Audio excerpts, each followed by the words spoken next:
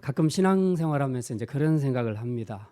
어떤 사람은 믿은 지 몇 년밖에 안 됐는데 신앙이 훌쭉 성장하는 그런 사람이 있고, 어떤 사람은 몇십 년간 교회를 다녔는데도 신앙의 성장이 별로 없는 사람들이 있습니다. 이유가 뭘까? 확실히 제가 느끼는 것은 그 말씀에 대한 깨달음이 확실하게 있고, 그걸 통해서 주님과의 만남이 이루어지는 그런 사람들은 신앙의 성장이 빨리 이루어지고요. 이제 그렇지 않으면 신앙의 성장이 굉장히 더뎌지거나 정체하거나 심지어는 퇴보하는 이제 그런 경우들도 있습니다. 이게 도대체 원인은 뭘까? 이게 지도자의 문제인가? 아니면 환경의 문제인가? 아니면 본인의 문제일까? 이제 여러 가지로 많이 고민이 됩니다. 사람마다 다 조금씩은 그 원인들이 다르겠지만, 일반적으로 교회 생활을 오래 하면서 또 말씀을 통해서 보면 그 우리의 깨달음, 말씀에 대한 깨달음, 또 우리의 변화, 믿음의 변화, 이런 것들을 방해하는 요소들이 분명히 있다는 겁니다. 이런 방해 요소만 없으면 잘 자라는데, 이런 방해 요소들이 각 사람마다 조금씩은 다르지만 공통적으로 들어가 있는 것들이 좀 있다는 거죠. 그래서 오늘은 왜 우리가 말씀을 들으면 못 깨닫고 그 말씀을 통해서 왜 이렇게 변화가 일어나지 않을까 하는 이 부분에 대해서 함께 좀 말씀을 생각하려고 합니다.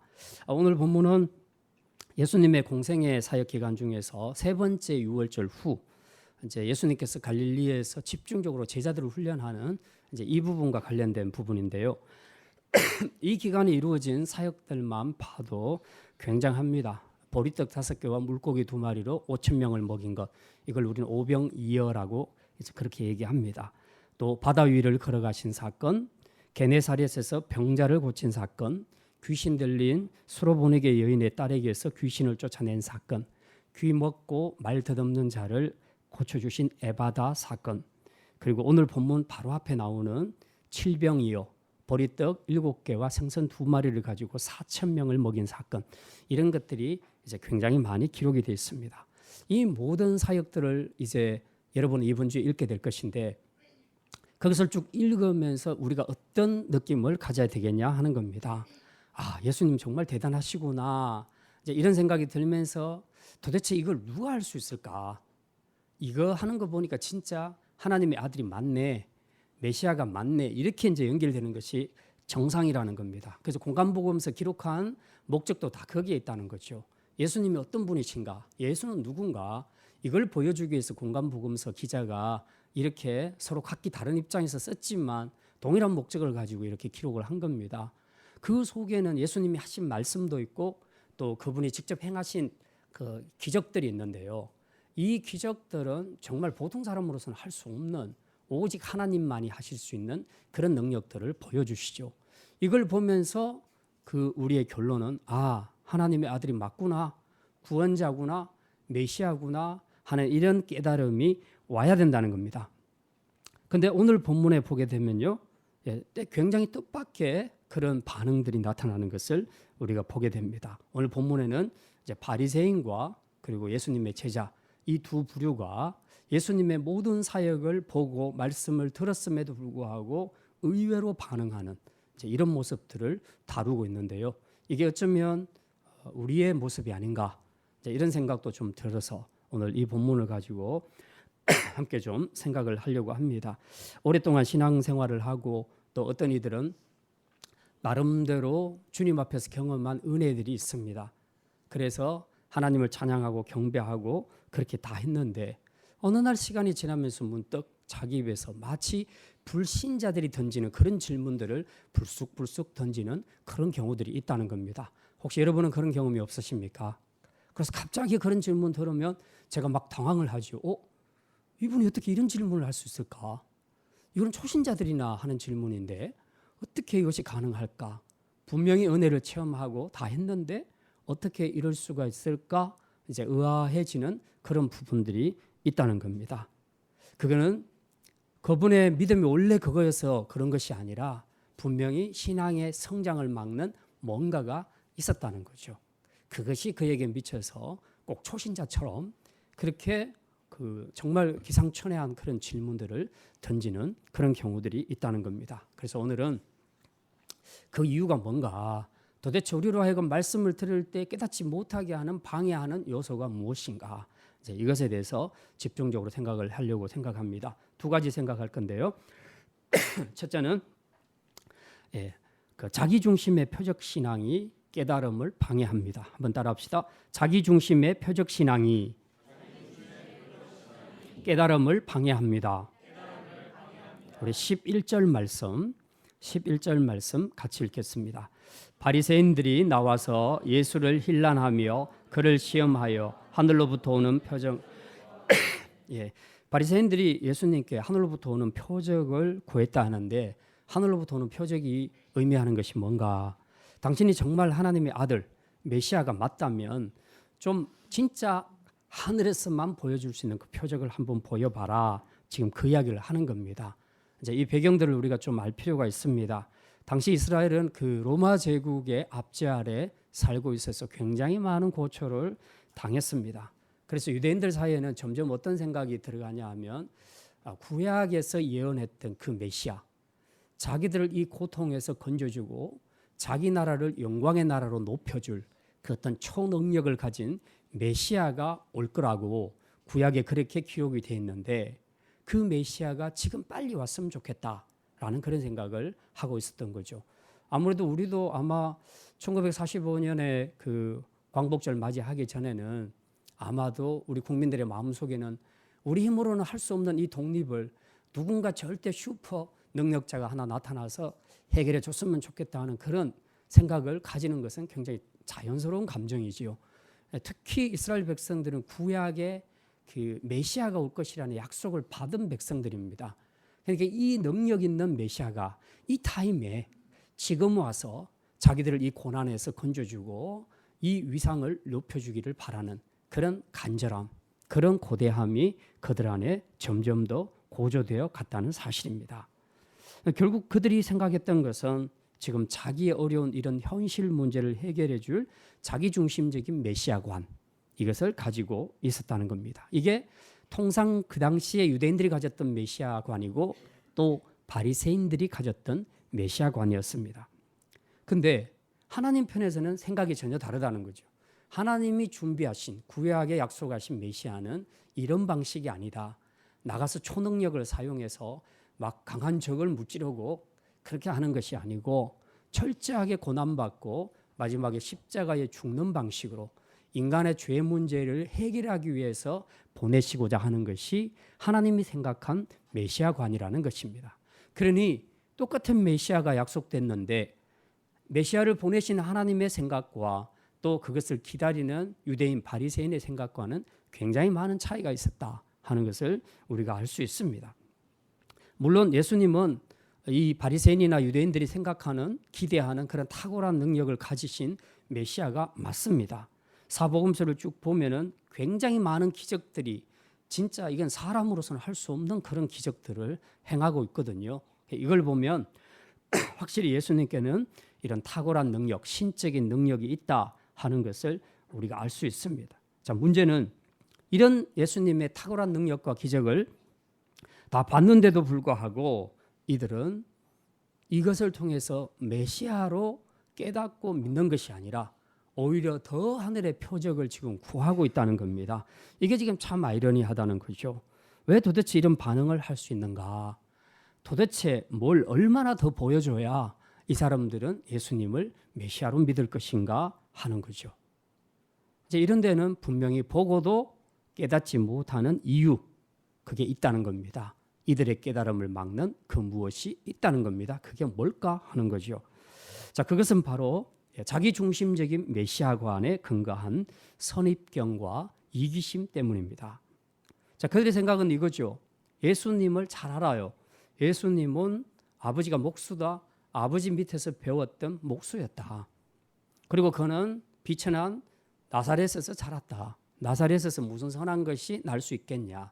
그 아버지가 목수면 자기도 목수인데 우리가 뻔히 알고 있는데 지가 스스로 하나님이라고 해? 지가 스스로 메시아라고 해? 이거는 말도 안 되는 일이야. 이제 그렇게 생각을 했다는 거죠. 자, 여기에다가 예수님에 대한 시기심도 한 몫을 합니다. 예수님이 등장하기 전까지만 해도 바리새인들은 이 종교적인 영역에 있어서는 최고로 존경받는 지도자들이었습니다. 적어도 하나님의 말씀, 율법을 가르치고 또 행하는 일에 있어서는 이들만한 전문가, 권위자가 없다라고 생각할 만큼 자타가 공인하는 그런 사람들이었습니다. 그런데 예수님이 등장하면서부터 분위기가 반전되기 시작합니다. 예수님이 가르치는 그 말씀이나 또 행하는 모든 기적들을 보고서 굉장히 많은 사람들이 예수님께로 모이기 시작합니다. 처음에는 세례 요한에게 모였는데 나중에는 세례 요한이 예수님이 주인공이다, 나는 아니다라고 얘기하니까 그 군중들이 전부 예수님께로 몰려가기 시작합니다. 그리고 실제로 이 바리새인들도 가만히 뒤에서 보니까 예수님이 하고 있는 일들을 보니까 정말 탁월합니다. 이건 아무나 할 수 없는 기적을 예수님께서 베푸시는 겁니다. 그걸 통해서 분명히 자기들도 양심이 있으니까 이분이 보통이 아니구나 하는 것을 분명히 깨달았을 겁니다. 그럼에도 불구하고 그들은 예수님을 믿지 않습니다. 오히려 예수님을 제거하고자 호시탐탐 그 틈을 노리고 있는 것을 우리는 이 복음서를 통해서 알 수가 있습니다. 특히 예수님이 그 자신들의 외식주의를 많이 비판하지요. 그리고 성전 뜰 안에서 어느 날 예수님 나타나서 채찍으로 장사꾼들을 다 쫓아내고 호령하는, 분노하는 그런 모습들을 보면서 이게 지금 성전 뜰 안에서 이루어지는 일이니까 이게 제사장의 영역이거든요.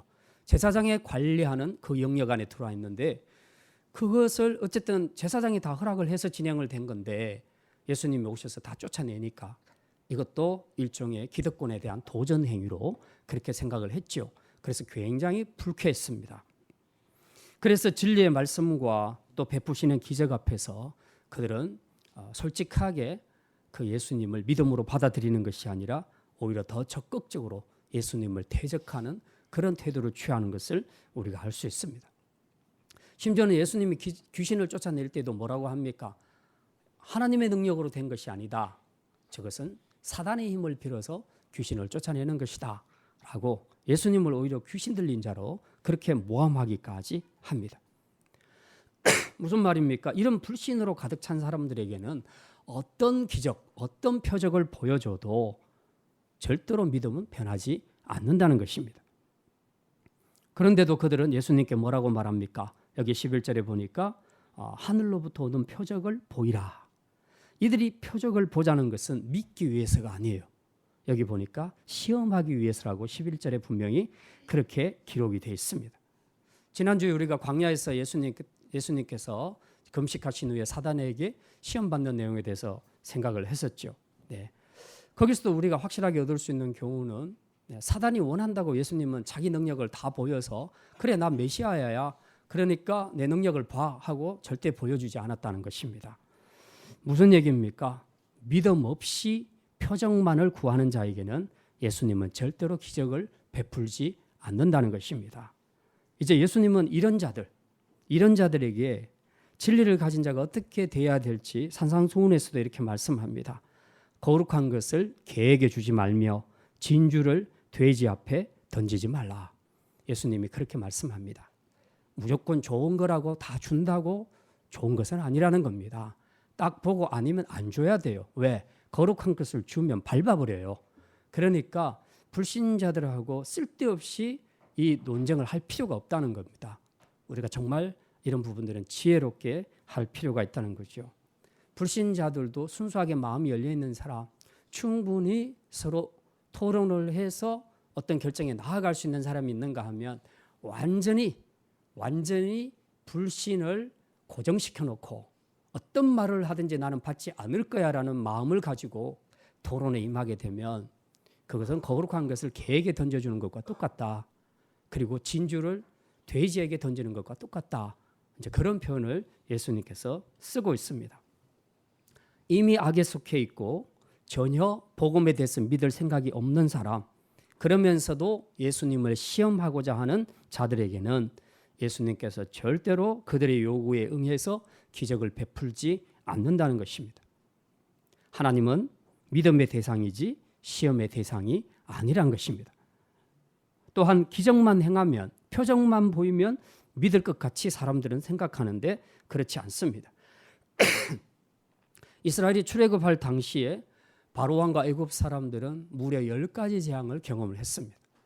이 10가지 경험을 하는 동안에 바로의 신하의 입에서 무슨 이야기가 나옵니까? 이건 신이 아니고서는 할 수 없는 일입니다. 자기들이 그렇게 고백을 해요. 그런데도 불구하고 바로는 끝까지 밀어붙이죠. 그러니까 기적을 본다고 해서 믿는 건 절대로 아니라는 겁니다. 분명히 자기 안에 그 악을, 불신을 견고하게 가지려고 하는 결심을 가진 자들에게는 기적은 아무 소용이 없다는 것입니다. 그러면 왜 이들은 예수님께 표적을 보이라고 하는가? 안 믿을 거면서. 여기 보니까 시험하기 위해서 그랬다. 시험해서 테스트를 해서 하나 걸리면 잡겠다는 거죠. 지금 그런 의도로 하는 겁니다. 그래서 예수님께서 12절에 이렇게 말씀하십니다. 우리 12절 말씀 같이 읽겠습니다. 예수께서 마음속으로 깊이 탄식하시며 이르시되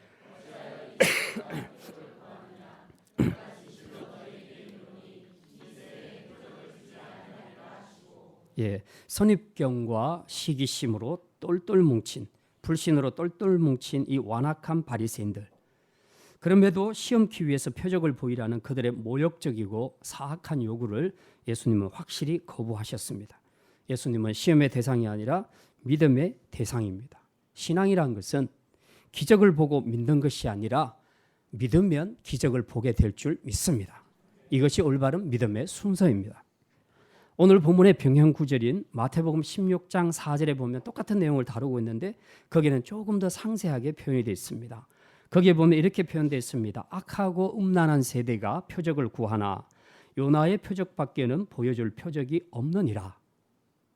오늘 본문보다 마태복음 16장이 훨씬 더 자세하게 기록이 되어 있는데요. 자, 여기 보면 예수님께서 표적을 구하는 세대를 악하고 음란한 세대라고 규정을 합니다. 그거는 무슨 뜻이냐? 믿을 마음이 없으면서 계속 시험만 한다는 거죠. 우리도 전도하다 보면 불신자들에게 이런 반응들을 많이 보지요. 절대로 안 믿을 거면서 계속해서 질문하고 던지고 계속 테스트만 합니다. 그러다가 대답 잘못하는 거 나오면 바로 공격해서 이제 그들이 논쟁을 벌이게 되죠. 바로 이런 부분들입니다. 그런데 이런 악한 세대를 향해서 예수님 뭐라고 말씀합니까? 요나의 표적밖에는 내가 보여줄 표적이 없다라고 예수님께서 그렇게 말씀합니다. 무슨 뜻입니까? 이건 이제 예수님이 곧 십자가에 죽고 다시 사흘 만에 부활할 것을 말합니다. 요나가 물고기 뱃속에 들어갔다가 3일 만에 나오지 않습니까? 지금 그것을 영적으로 비유해서 예수님께서 말씀하십니다. 죽은 지 3일 만에 다시 살아나는 이 십자가 죽음과 부활에 관한 것으로 설명을 하는데, 이 십자가 죽음과 부활이야말로 하나님의 아들 되심을, 메시아 되심을 확실하게 보여줄 수 있는 최고의 표적이다라고 예수님께서 그렇게 말씀하고 있습니다. 여러분도 기적을 원하고 표적을 원하십니까? 내가 정말 내가 소원하는 이것만, 이 불가능한 일이지만 이것만 해주시면 나는 정말 예수님 잘 믿을 거야. 내가 지금 고난에 처해 있는 이 문제만 해결해 주면 나는 정말 믿음으로 잘 살 거야. 그래서 여러분이 그렇게 고백을 하십니까? 마음은 이해하는데 하나님은 이미 우리가 기대하는 모든 기적과는 비교할 수 없는 최고의 기적을 보여주셨습니다. 그게 바로 예수님의 십자가 사건과 부활의 사건입니다. 이 십자가 사건의 기적 외에는 그 어떤 기적도 우리를 구원할 수 없고 생명을 줄 수 없습니다. 여러분이 지금 긴급하다고 생각하는 그 문제를 푼다고 해서 그것이 영생의 문제로 직결되는 것은 아니라는 겁니다. 그 구원의 사건이 여러분을 생명을 주지를 못한다는 겁니다. 우리에게 생명을 주는 최고의 표적, 최고의 사건은 바로 우리를 위해서 죽으신 십자가 사건이고 부활 사건임을 믿으시기를 바랍니다. 그래서 우리는 자꾸만 그 이 십자가 사건을 능가하지 못하는 이런 기적과 표적을 자꾸 구하는 것, 이런 것들을 우리가 좀 조심할 필요가 있습니다. 너무 기적, 표적 하면 그때는 사단이 슬그머니 들어와서 대신 일을 해줍니다. 여러분 무당이 굿하는 거 보셨습니까?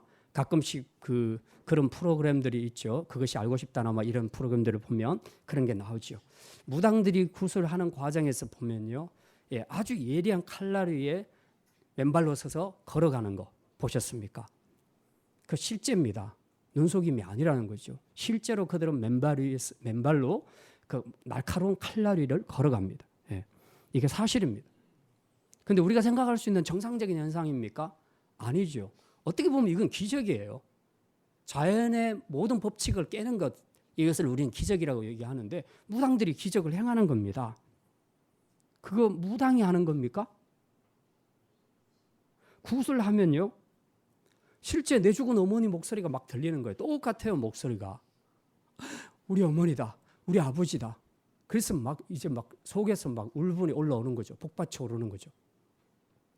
야, 이 정도면 진짜 용한 무당이구나 생각을 하는 거죠. 그리고 그 목소리가 어머니라고 생각을 하는 거죠. 그래서 그 모든 행위를 다 받아들이는 겁니다.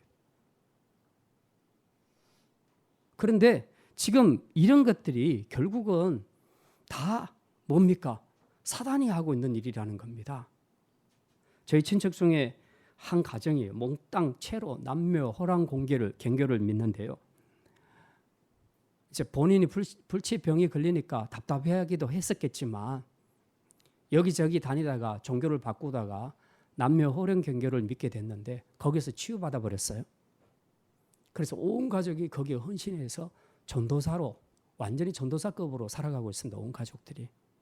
이걸 누가 뭐라 하겠습니까? 그런데 우리가 영적으로 가만히 생각해 보면 문제점이 뭐냐 하는 거죠. 기적을 보고 따라가는 사람들이 치르는 대가가 바로 이런 거라는 겁니다. 기적은 하나님만 행하시는 것이 아니라 사단도 행한다는 것을 우리가 기억해야 합니다. 사단은 하늘에서 땅으로 불을 내리기도 합니다. 그래서 많은 사람들이 특히 연예인들이 성공하려고 하기 위해서 사단과 약속을 맺는 경우들이 있습니다. 나 성공하게 해주면 내 영혼 팔게. 그렇게 해서 실제로 영혼 팔고 히트치는 가수들이 있고요. 연예인들이 있습니다. 이건 실제 현상들입니다. 왜 이런 현상들이 생겼는가? 그 자기의 현실의 문제를 해결받기를 원하는 마음, 그 기적과 표적을 바라는 그 마음이 너무 강해서 그것만 보여주면, 그 문제만 해결하면 그것을 절대적으로 믿겠다는 바로 이 잘못된 신앙 때문에 이런 문제가 생긴다는 것입니다. 진정한 믿음은 신비한 현상, 기적을 쫓아가는 것이 아닙니다. 진정한 믿음은 들은 말씀을 믿는 것입니다. 그리고 그 말씀을 깨닫는 것입니다. 우리의 믿음은 십자가로 충분합니다. 이 십자가가 믿어지면 이제 우리가 말씀도 깨달아지고 우리의 삶도 바뀌어지게 됩니다. 하지만 이 십자가와 그 능력을 믿지 않으면 우리가 어떤 말씀을 들어도 어떤 설교를 들어도 내 안에 깨달음이 없습니다. 바리새인처럼 자기중심적인 선입견과 시기심 그리고 굳건한 불신 때문에 자기를 살리는 십자가 복음을 배제시켜버리고 그렇게 되면 결국 말씀을 들어도 깨닫지 못하고 기적을 보아도 깨닫지 못하는 자가 되는 것입니다. 이제 이런 마음을 가지고 허무하게 쓸데없이 표적만 구하는 자가 아니라 십자가 복음 안에서 겸손히 자기 욕심과 사심 다 버리고 오직 주의 말씀을 듣고 깨닫는 자가 되시기를 주님의 이름으로 축원합니다. 두 번째 말씀입니다. 예수님이 이제 제자들을 향해서 주신 말씀입니다. 외식주의와 세속주의, 이것을 경계하라는 건데요. 외식주의와 세속주의가 믿음을 방해합니다. 자, 한번 따라합시다. 외식주의와 세속주의가 깨달음을 방해합니다. 소위 칠병이요. 오늘 본문 바로 위에 보면 칠병이요. 즉 떡 5개와 생선 2마리를 가지고 4,000명을 먹인 사건이 기록이 되어 있는데요. 자, 이제 이 사건이 끝나고 난 다음에 이 집회가 끝나고 예수님과 제자들이 배를 타고 갈릴리 바다를 이제 건너서 가게 됩니다. 근데 배 타고 가다가 제자들이 자기 소지품을 이렇게 보니까 떡이 1개밖에 없는 거예요. 근데 4,000명을 먹이고 난 다음에 남은 떡들이 얼마나 많았습니까? 굉장히 많죠. 우리도 누구 잔치집에 가서 음식 남으면 막 싸갖고 많이 오잖아요. 여자분들이. 심지어는 뭐 뷔페 가서도 이렇게 싸우시는 분들이 있는데 너무 아깝잖아요. 그냥 버린다는 것은. 이거 가져가면 다 며칠 양식이 되는 건데 챙겨와야죠. 그 제자들도 지금 광주리에 떡이 굉장히 많이 남은 겁니다. 이건 뭐 쓸데없이 버릴 필요가 뭐 있어요? 그러니까 잘 싸갖고 와서 배에서 가면서 먹고 내려서 먹고 기도하다 먹고 그죠? 말씀 듣다가 먹고 그렇게 하면 되잖아요. 근데 애들이 정신이 없어서 그냥 급히 나오느라고 그냥 어떻게 있다 보니까 자기 수중에는 하나만 남은 겁니다. 제자들은 많고 그런데 떡은 하나만 있으니 이것도 참 이게 문제 아닙니까? 그래서 이제 걱정이 된 거죠. 누가 맨 처음 발견했는지 몰라도 이걸 나 혼자 서 뒤돌아서서 모르게 먹을까? 아니면 이걸 또 제자들 수만큼 나눠서 먹어야 되나? 나눠서 먹는다고 생각하는 순간 머리가 아픈 거죠. 이거 어떻게 해야 될 것인가? 그래서 이제 막 걱정을 하는 겁니다. 그러니까 이제 그걸 눈치챈 옆에 있는 제자들이 야 어떻게 하나밖에 없냐? 또 누가 안 챙겼냐? 오늘 당번 누구냐? 막 그러면서 자기들끼리 이제 옥신각신 떠들고 있었어요.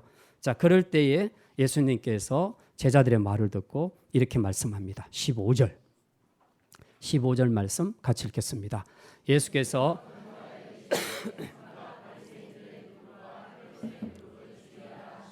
예, 제자들은 떡 이야기를 하는데 예수님은 지금 누룩 이야기를 하고 있는 거예요. 그러니까 어떻게 보면 좀 연관성이 있어요. 예, 좀 연관성이 있습니다. 근데 제자들 입장에서는 이게 이제 빨리 연관이 안 되는 거죠. 왜 갑자기 우리는 떡 이야기 하는데 누룩 이야기를 하실까? 아, 우리가 떡을 안 가지고 와서 예수님께서 지금 그거 나무라시느라고 그렇게 말하는갑다. 그러면서 자기들끼리 계속해서 지금 떡 없는 문제를 이걸 어떻게 할 것인가? 이제 배 타고 가서 거기서 양식을 구해야 되는데 이걸 어떻게 할 것인가? 계속 이제 이 문제를 걱정하고 있는 겁니다. 그랬더니 이제 예수님께서 말씀하시죠. 오늘 이 17절부터 20절까지는요. 예수님이 중요한 메시지입니다. 여러분의 성경에는 빨간색으로 되어 있는 경우가 많을 건데요. 17절 너희가부터 우리 읽겠습니다. 20절까지 같이 읽습니다. 너희가 어찌 떡이 없으므로 수군거리느냐? 아직도 알지 못하며 깨닫지 못하느냐? 너희 마음이 둔하냐? 너희가 귀가 있어도 듣지 못하느냐? 내가 떡 5개를 5,000명에게 떼어줄 때에 조각 몇 바구니를 거두었더냐? 이르되 12이니이다. 또 7개를 4,000명에게 떼어줄 때에 조각 몇 광주리를 거두었더냐? 이르되 7이니이다. 예. 자, 예수님이 길게 요절 말씀처럼 말씀하셨는데 이 긴 말씀의 포인트는 21절에 있습니다. 21절 같이 읽습니다. 이르시되 아직도 깨닫지 못하느냐 하시니라. 아직도 깨닫지 못하느냐. 예수님의 입장에서는 그거죠. 지금쯤이면 너희가 깨달아야 될 거 아니냐. 근데 아직도 깨닫지를 못하느냐. 그렇게 말씀합니다. 무슨 말입니까? 수많은 기적을 예수님이 행하셨는데 그거 다 본 바리새인들이 못 믿는 것처럼 제자들도 별반 다를 바가 없었다. 제자들도 예수님을 따라다니면서 진짜 가장 가까이에서 경험하지 않았습니까? 심지어 지금 바로 이 앞에 있는 사건은 뭡니까? 칠병이어 사건은 제자들이 직접 이렇게 나눠주잖아요. 나눠주는데 떡은 7개밖에 없었는데 나눠주는데 4,000명을 먹이는데 떡이 계속 나오는 거예요. 계속. 이거 신기하지 않겠습니까? 본인이 직접 떼주고 있는 사람은 더 놀랄 거 아니에요. 떼주면서 자기가 본인이 막 놀랄 거 아니에요. 그죠? 여러분 안 놀라십니까? 네. 지금 이걸 자기 눈으로 다 봤단 말이에요. 근데 지금 깨닫지 못한다는 겁니다. 지금 이 정도 되면요. 벌써 마음속에 머릿속에 이런 걸 깨달아야 되죠. 어떻게 이런 일이 가능할까? 이건 정말 하나님의 아들이 아니고서는 안 되겠구나. 예수님이 정말 우리 모든 인생의 해결자가 맞구나. 예수님이 함께 하시는 한은 우리는 염려할 것이 없겠다. 뭐 이런 정도의 깨달음은 있어야 되지 않겠습니까? 그런데 지금 배 안에 떡이 없다고 이들 먹는 문제에 지금 몰두해 있습니다. 한마디로 깨달음이 없는 사람들입니다. 이런 모습들은 종종 우리들 안에서도 발견됩니다. 불과 얼마 전까지 하나님의 일하심을 받고 또 하나님을 내 입으로 찬양했는데 돌아서서 떡이 안 보이면 다시 걱정하기 시작합니다. 다시 원망하기 시작합니다. 이전에 받았던 영적인 은혜, 진리의 말씀은 온데간데 없고 보이는 떡 문제만 크게 내 눈앞에 보입니다. 그러니 이 떡만 쳐다보고 있으니 말씀을 들어도 깨달음이 있겠냐 하는 겁니다. 온통 내 생각은 떡뿐인데 영적인 진리를 아무리 주셔도 깨닫지를 못하게 되는 겁니다. 많은 성도들이 제자 훈련을 하고 성경 일독도 하고 이런저런 프로그램을 통해서 은혜 받고 성장하지만 시간이 지나고 돌았으면 언제 그랬느냐는 듯이 영적으로 둔해지고 들은 말씀 앞에서 깨달음이 둔해지는 경우가 많습니다. 왜 그렇습니까? 우리 안에 영적인 성장을 방해하는, 말씀의 깨달음을 방해하는 그 뭔가가 있다는 겁니다. 오늘 본문에는 예수님께서 이걸 의식하시고 제자들에게 경계의 말씀을 주십니다. 15절 아까 읽었죠? 예, 바리새인들의 누룩과 헤롯의 누룩을 주의하라. 예수님이 지금 모든 정세를 살피시고 또 제자들의 상황들을 살피면서 예수님이 주의의 말씀을 주시는 것이 이겁니다. 야, 너희들 이 두 가지 누룩을 조심해야 되겠다. 하나는 바리새인의 누룩이고 하나는 헤롯의 누룩이다. 그렇게 말씀합니다. 누룩은 아시죠? 우리가 빵을 만들 때 빵을 부드럽게 크게 부풀리게 하는 역할을 하는 것이 누룩입니다.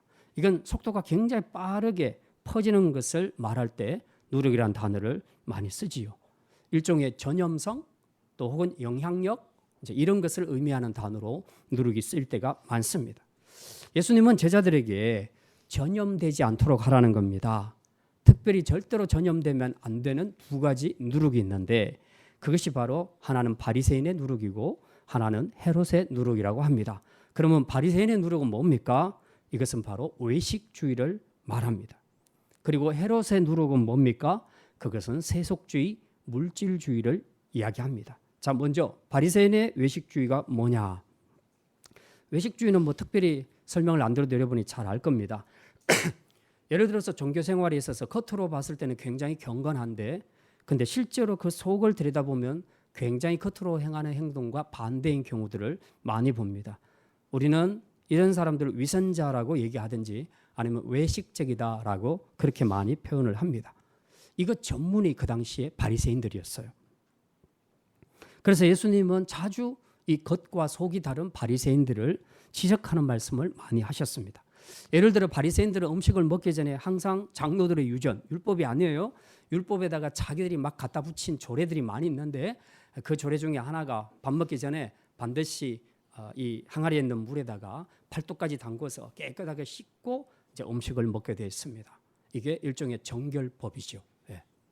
그런데 예수님 제자들을 보니까 그렇게 안 하거든요. 굉장히 비위생적입니다.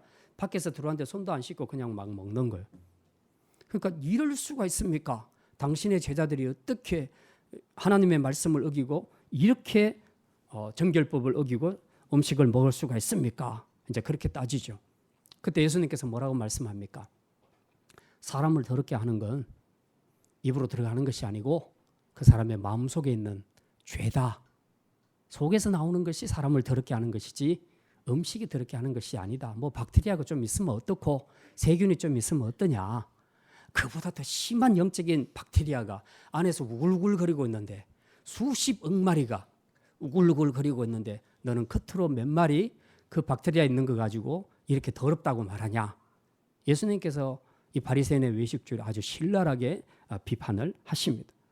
또 바리새인들은 일주일에 2번씩 금식도 하고 11조도 잘 바치고 그리고 기도할 때도 항상 거룩한 예복을 입고 여기 이 시장 사거리에 나가서 모든 사람들이 보는 데서 이렇게 그 마을 장설 때 제일 중앙에 서가지고 거룩한 예복을 입고 막 그렇게 간절히 기도하는 겁니다. 예.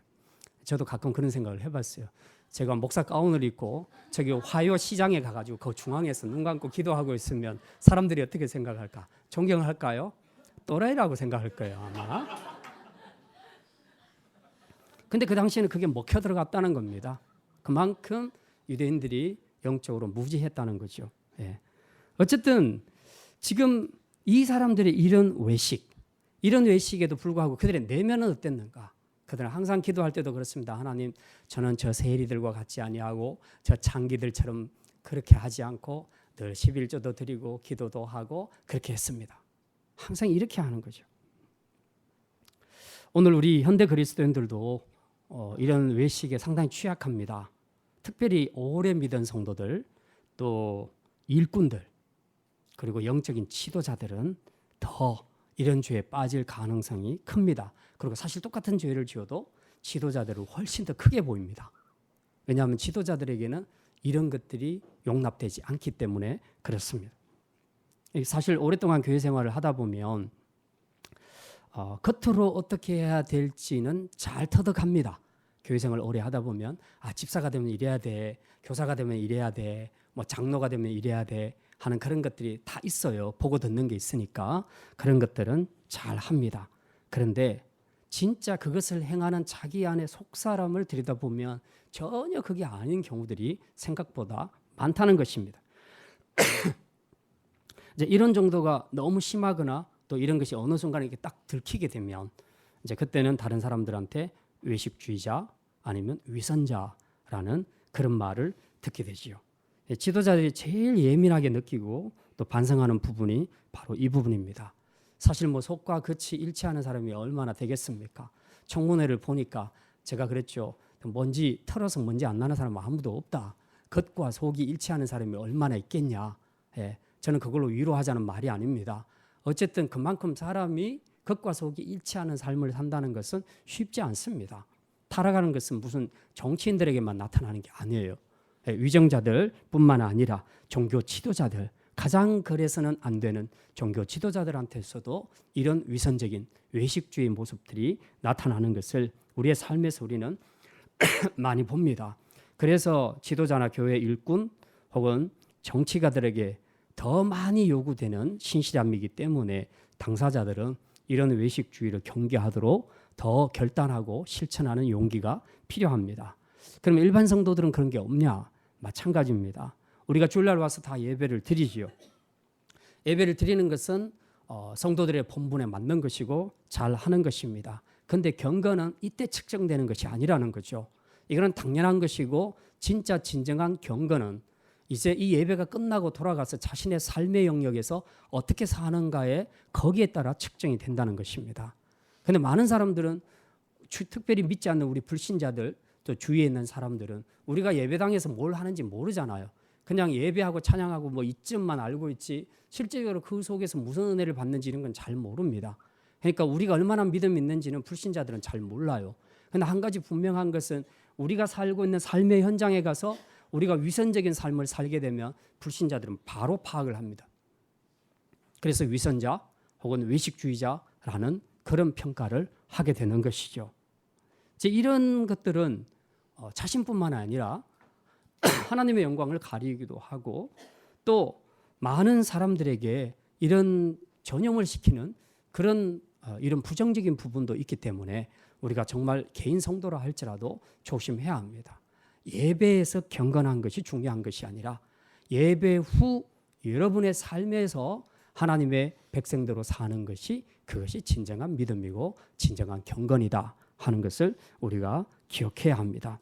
그리고 무엇보다도 꼭 명심해야 될 것은 특히 이제 오래 교회 다닌 사람들, 먼저 믿은 사람들의 행동입니다.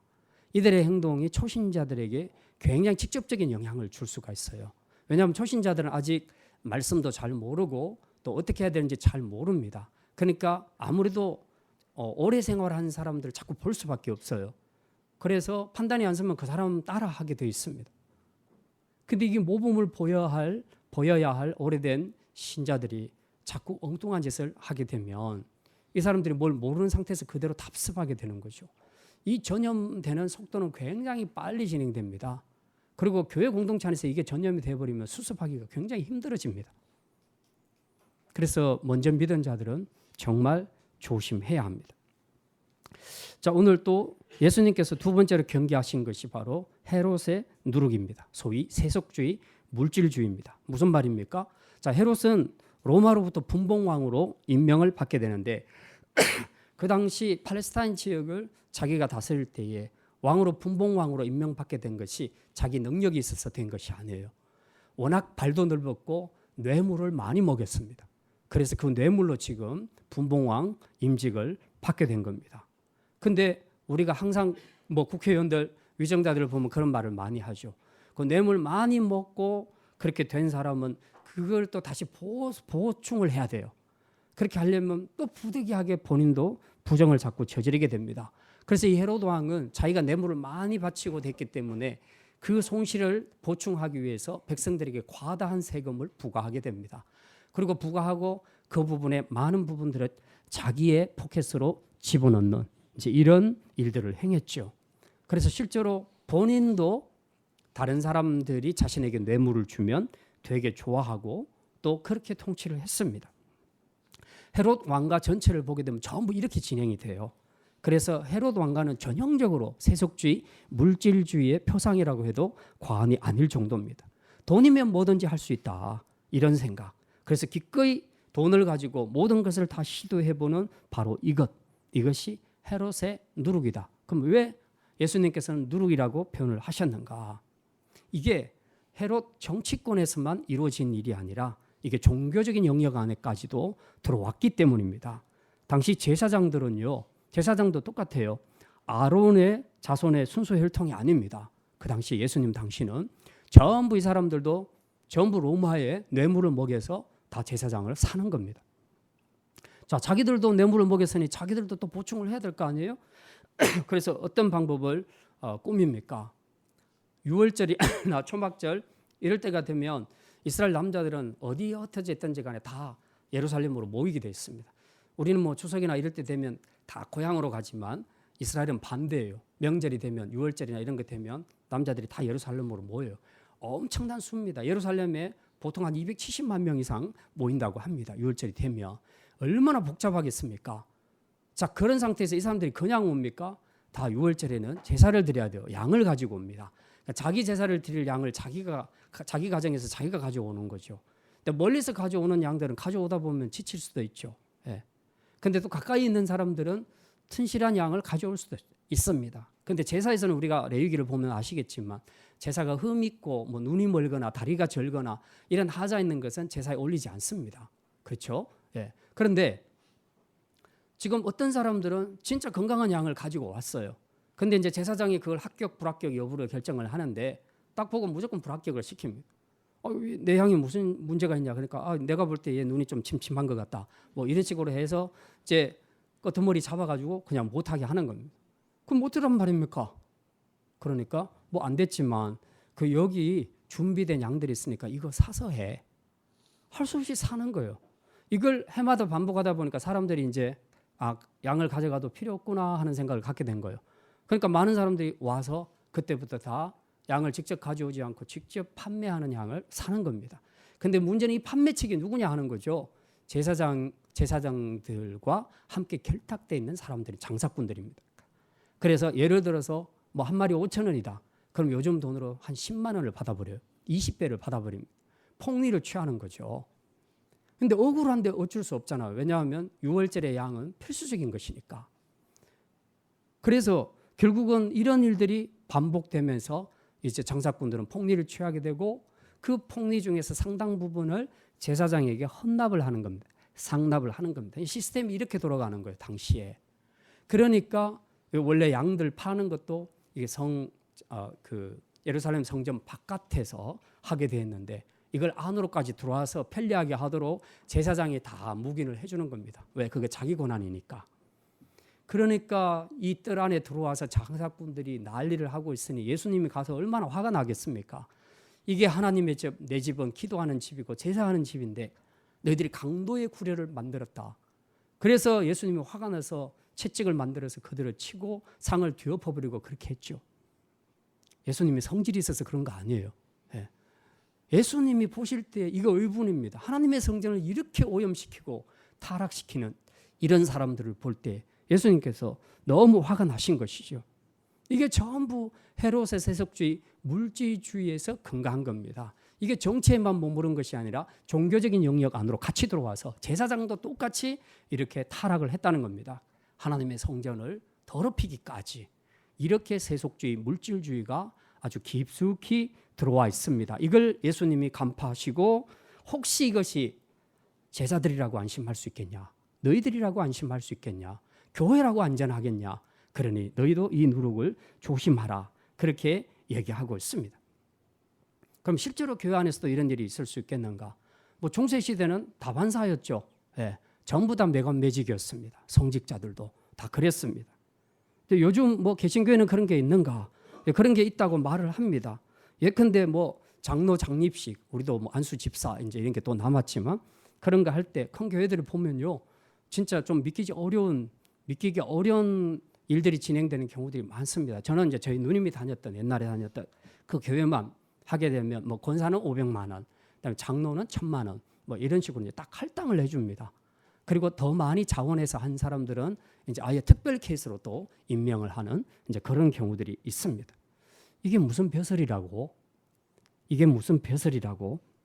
이렇게 돈을 주고 매간매직하는 그런 느낌이 들도록 하느냐? 그러면 돈 없는 가난한 사람들은 권사도 못 되고 집사도 못 되고 장로도 못 되겠는가? 이런 생각이 충분히 들 수 있는 것이죠. 이렇게 해서 가난한 사람을 시험에 들게 하는 소위 물질주의, 세속주의가 교회 안까지 들어와 있는 것을 우리는 보게 됩니다. 그래서 세상 사람들은 이걸 교회 매간매직이라고 그렇게 비꼽니다. 신앙의 영역 안에 이런 물질주의, 세속주의가 들어오는 것은 단지 예수님 때만의 일은 아니었다는 겁니다. 성도가, 교회가 이런 세속주의, 물질주의에 물들게 되면 그때부터는 말씀의 역사를 기대하기가 어렵습니다. 하나님의 말씀을 들어도 그런 사람들은 영적으로 깨닫지를 못합니다. 아무리 말씀을 선포해도 들으면서 속으로 그렇게 생각합니다. 그건 이론이고, 그건 당신이 목사니까 하는 말이고, 중요한 건 돈이지, 내가 잘 사는 것이지, 내 목표를 이루는 것이지, 이런 생각을 합니다. 이런 마음 가지면 아무리 설교 들어도 영적으로 전혀 깨달음이 없습니다. 오히려 이런 사람들은 영의 것을 막 이야기하면 전부 자기가 알아서 육의 것으로 다 바꾸어서 해석을 합니다. 제가 어떤 강의에서, 어떤 목사님 강의에서 이런 내용을 들은 적이 있습니다. 직접 그 교회는 굉장히 큰 교회인데요. 국가가 당시 너무 혼란스럽고 힘들어서 목사님이 이제 그게 걱정이 된 거죠. 그래서 우리 교회 교인들은 2주 동안 국가를 위한 기도를 합시다. 그래가지고 밤마다 모여서 이제 기도를 한 거예요. 목사님이 이제 기도를 인도하시면서 국가의 이런 문제를 위해서 기도합시다. 또 그 다음 기도 끝나면 저런 문제를 위해서 기도하십시다. 이렇게 이제 기도를 인도할 거 아니에요. 근데 이제 그 중에 어떤 한 성도가, 남자가 사업을 하다가 사업이 잘 안 됐어요. 본인이 지금 굉장히 힘든 상태죠. 그래서 이 문제를 어떻게 풀 것인가. 근데 아내가 옆에서 지켜보다 그러지 말고 하나님께 기도 좀 해. 당신 자꾸 자기가 하려는 것이 문제야. 기도 좀 해. 이제 그렇게 얘기했는데 자꾸 기도를 안 하는 거예요. 그러다가 너무 코로나로 몰리니까 이제 날짜도 며칠 안 남았고 그러니까 답답해서 기도나 하러 가자 하고 딱 갔는데 마침 국가를 위한 기도를 하고 있는 거예요. 그래가지고 목사님이 이제 막 국가를 위해서 이 기도 합시다 막 그러면 자기는 그 기도 듣고 주여 내 사업의 길이 열리게 해주십시오 이렇게 기도하고, 그다음 이제 목사님이 또 주제를 바꿔서 국가를 위해서 이렇게 기도합시다 하면 주여 내 사업을 위해서 이렇게 해주십시오. 자기는 끝날 때까지 계속 자기 기도만 하고 왔다는 거예요. 이제 그런 얘기를 제가 들은 적이 있습니다. 뭐 자기 코가 석잔데 무슨 국가를 위한 기도를 하겠냐 이런 생각이 들 수도 있겠죠. 인간적으로 충분히 들 수 있는데 우리 안에 물질에 대한 염려와 걱정으로 가득 차 있으면 하나님의 말씀을 들어도 그 영의 말씀을 육의 말씀으로 바꿔버립니다. 제자들도 지금 예수님이 영적인 누룩을 이야기하고 있잖아요. 근데 지금 먹는 육신의 떡으로 바꾸어서 지금 해석을 하고 있습니다. 그러니 말씀 안에 내가 뭐가 있느냐, 방해하는 뭐가 있느냐에 따라서 영적인 말씀이 잘 깨달아질 수도 있지만 오히려 안 깨달아지고 반대로 영의 것을 육으로 바꾸는 이런 어이없는 해석을 하는 그런 경우들도 있다는 겁니다. 이게 어쩌면 우리의 모습일지도 모르겠다. 내 안에 물질과 세속주의 가치관이 가득하면 어떤 말씀을 줘도 그 영적인 의미를 깨닫지 못하고 다 육신의 것으로 바꾸어 해석하고 기도하게 되는 것이 어쩌면 오늘 우리의 수준이 아닌가, 이제 그런 생각을 해봅니다. 빵과 물질 다 필요하고 중요합니다. 그러나 너무 이것에 매몰된 물질주의 가치관, 돈이면 된다는 세속주의 가치관이 우리 성도 안에, 교회 안에 자리 잡기 시작하게 되면 더 이상 그 성도에게, 그 교회 안에는 말씀의 역사를 기대하기 어렵다는 것입니다. 이제 말씀을 마칩니다. 여러분은 말씀을 들을 때 영적인 진리들이 잘 깨달아지십니까? 초신자는 물론 아직 말씀에 대한 배경과 지식이 부족하기 때문에 다 깨닫기는 어렵습니다. 시간이 필요합니다. 하지만 오래 교회를 다녔거나 신앙의 연륜이 있는데도 불구하고 우리 안에 말씀에 대한 깨달음이 없어지고 점점 무뎌지고 그렇게 우리 안에 깨달음이 없어진다면 우리는 틀림없이 자신을 돌아볼 필요가 있습니다. 오늘 내 안에 무엇이 나로 하여금 말씀을 깨닫지 못하게 하는가? 무엇이 말씀에 집중하지 못하게 하는가? 무엇이 은혜가 되지 못하게 하는가? 우리 안에 깨달음을 막는 세상 염려, 근심, 선입견, 욕심, 시기심, 물질주의, 세속주의 이 모든 것들을 주의해서 자신을 잘 지킴으로 늘 말씀을 깨닫는 은혜가 여러분의 삶을 평안과 감사와 축복으로 인도하시는 복된 삶이 다 되시기를 주님의 이름으로 축원합니다. 기도합니다. 하나님, 오랜 신앙생활에도 불구하고 오늘 우리 안에 말씀에 대한 깨달음과 변화가 없는 우리의 모습을 주님 앞에 고백하며 회개합니다. 오랫동안 예수님의 기적과 생명의 말씀을 경험하고서도 자신 안에 있는 선입견과 시기심과 이기적인 표적 신앙 때문에 말씀을 깨닫지 못하는 바리새인과 같은 사람이 되지 않게 하여 주시옵소서. 무엇보다 깨어 경성함으로 교회를 섬길 때에 바리새인의 외식주의에 물들지 않게 하시며 또한 내 삶의 영역에서 헤롯의 세속주의와 물질주의에 물들지 않도록 늘 깨어서 경성하는 믿음의 성도들이 되게 하여 주시옵소서. 감사드리며 이 모든 말씀 우리 주 예수 그리스도의 이름으로 기도드립니다. 아멘.